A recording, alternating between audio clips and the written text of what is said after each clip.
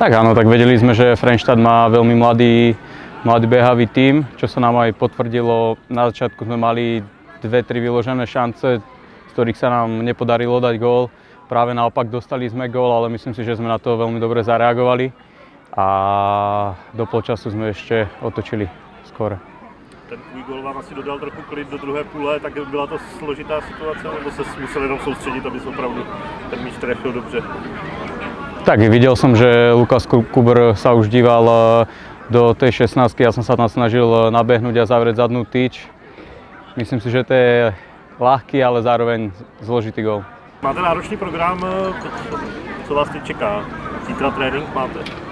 Tak zajtra máme tréning, možno nejaký pozápasový, ale musíme dobre zregenerovať a dobre sa pripraviť na nedeľu. S jakým cílem teď půjdete do těch posledních zápasů před reprezentační pauzou? Vyhrať. Ty jsi v širší nominací slovenské reprezentace do 21 let, tak překvapilo tě to?